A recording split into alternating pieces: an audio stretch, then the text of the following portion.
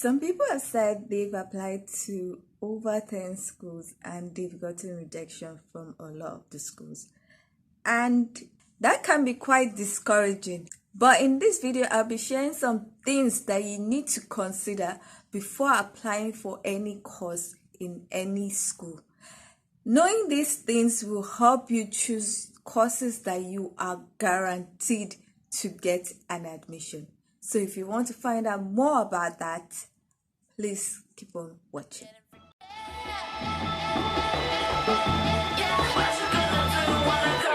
Everybody know I'm a visual. Yeah, I kill it cold like a criminal. I'm everybody's type, but nobody can deny. Cause you know I get it, not when I'm getting freaky. Yeah, I'ma bring the crazy. Get that freaky on, get that freaky on, freaky. Get it right. Hi guys, welcome back to my channel. My name is Omomi, aka Petite Diva, and I am a University of Nottingham alumni and also a Developing Solutions Scholarship Award winner.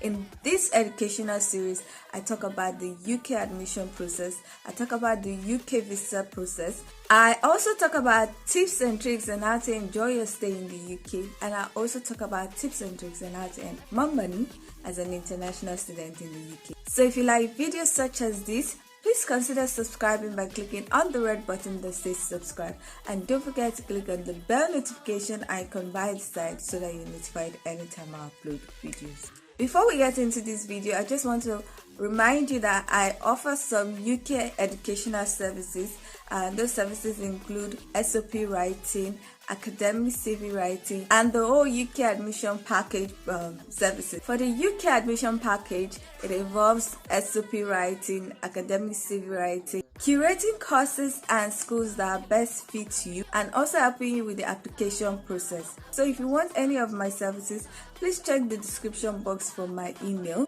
You can send me a mail through my email address, or you can also join the Telegram group and then send me a private message.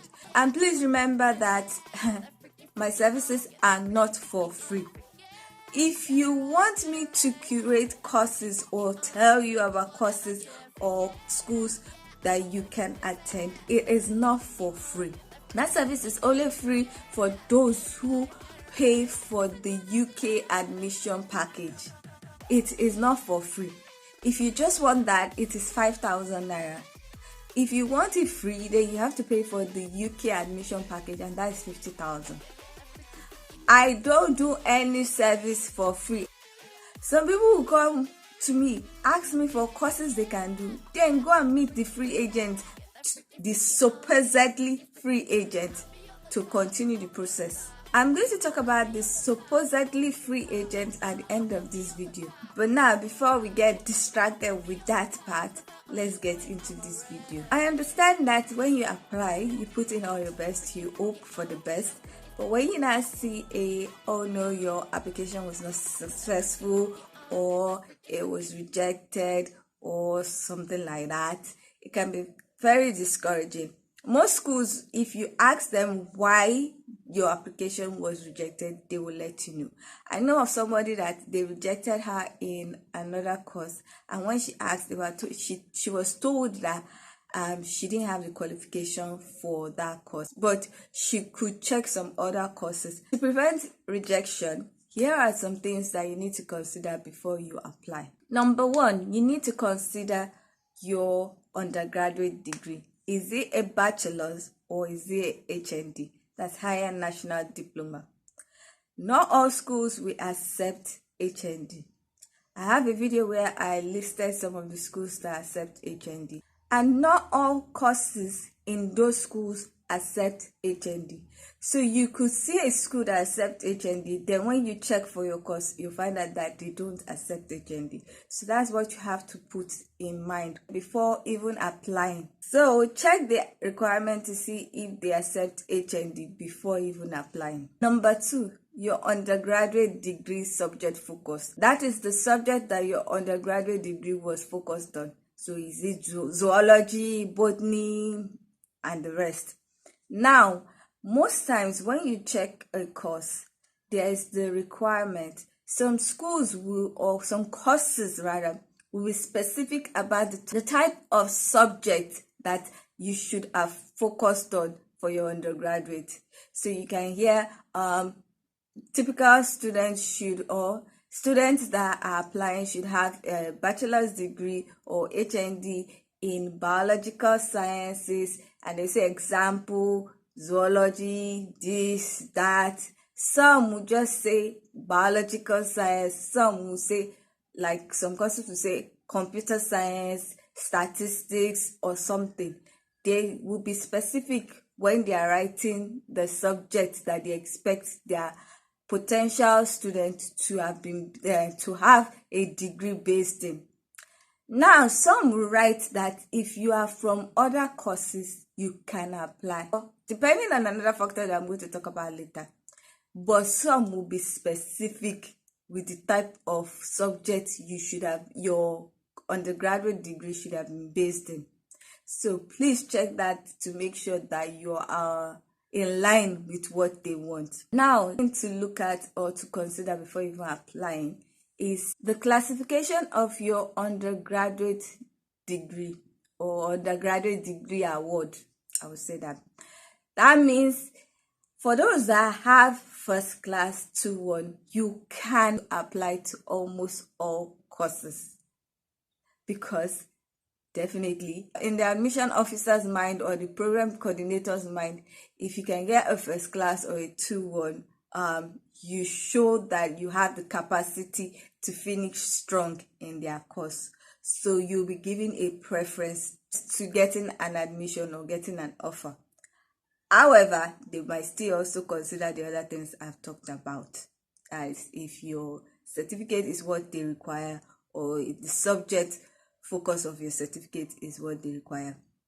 But most times you can apply to most courses that fit those things I've talked about, that fit your subject focus of your undergraduate, or you are eligible to apply for. And for those that have 2-2, yes, you can apply to most courses like 2-1 or first class.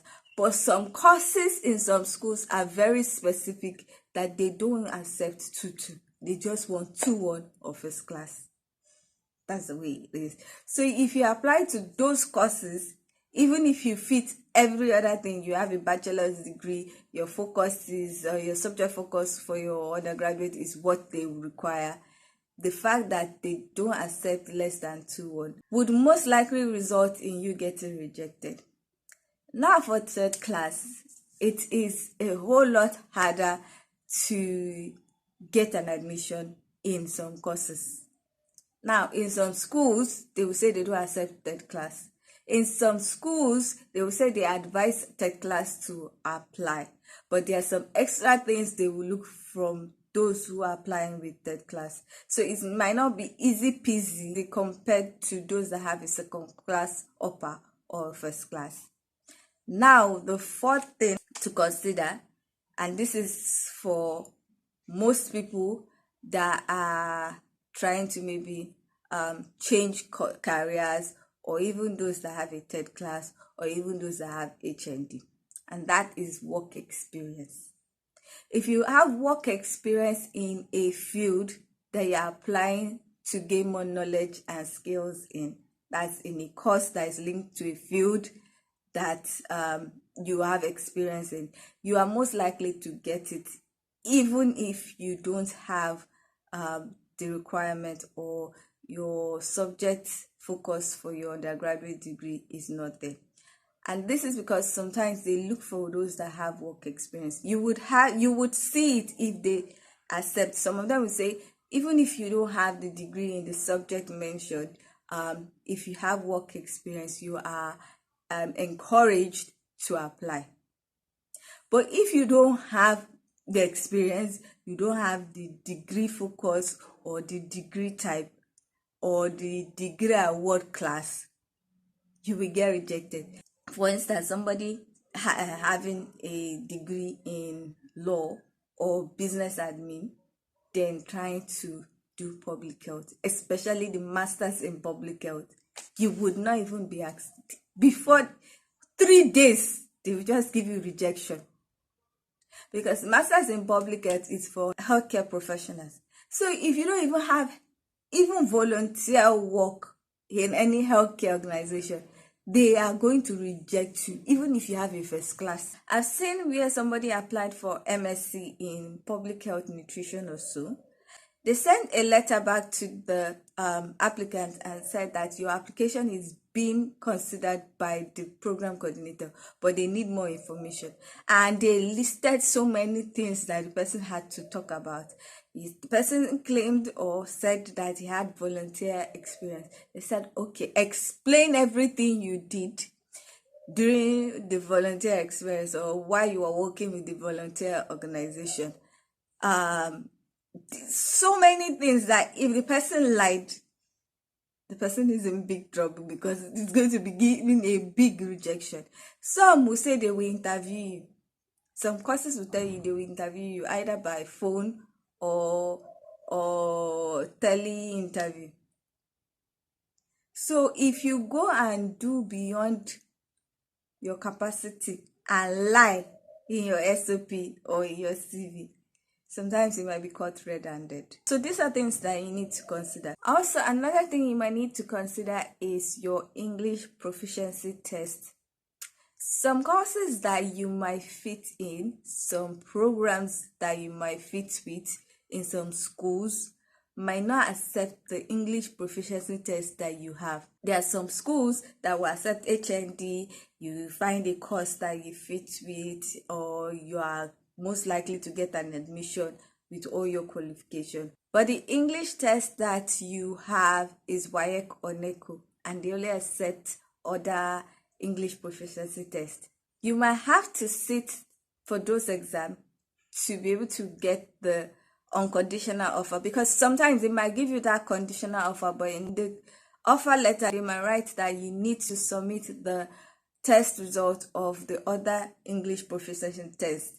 So if you feel like you don't want to sit for those ones, you might lose your admission. So that's something to consider. Now, back to this agent and me situation.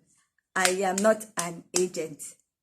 Yes, there are some supposedly free agents that will do a lot of things for you, but they are not really free. Most of the times, those agents are linked to schools that will pay them a commission. The commission could range from 10% to 15% of your school fees. So when you enroll, when you arrive in those schools, your agent is paid 10% of your school fees or 15%. So imagine if your school fees is 15,000 and they are paid 10%. That is 1,500 pounds. Convert that to Naira. That is over at this exchange rate, at the present exchange rate, is over 800,000, almost more than 1 million. It is even more than 1 million. And yet, my service is the highest amount for my service, which is the UK admission package, is 50,000. I am not even taking up to 100,000. I don't offer any free service anymore.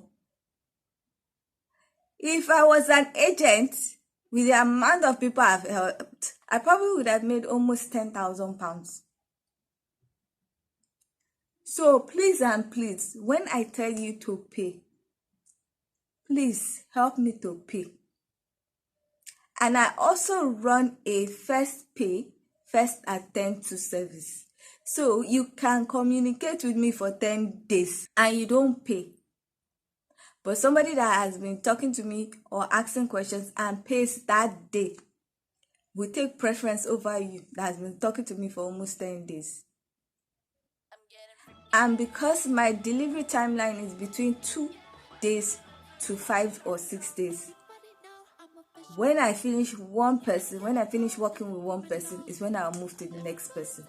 So if you don't pay early, anybody that pays before you will be attended before you. It's just the way it is. I've been saying it is a first come, first serve, first pay, first attend. Okay. Another thing, if you want to work with me, it's best that you join the Telegram group, because that is easier for me to be asking you questions than sending a mail up and down and the rest. So if you want to ask me any question, if you want to ask for any of my services and you want to be answered quickly, you can join the Telegram group and then send me a private message. So that is all for today's video. I hope you liked it. If you liked it, please give it a thumbs up. If you are not yet subscribed, please consider subscribing by clicking on the red button that says subscribe, and don't forget to click on the bell notification icon by the side so that you're notified every time I upload videos. Now, with all that said, thank you so much for watching. I hope to see you in the next one. Bye. I'm getting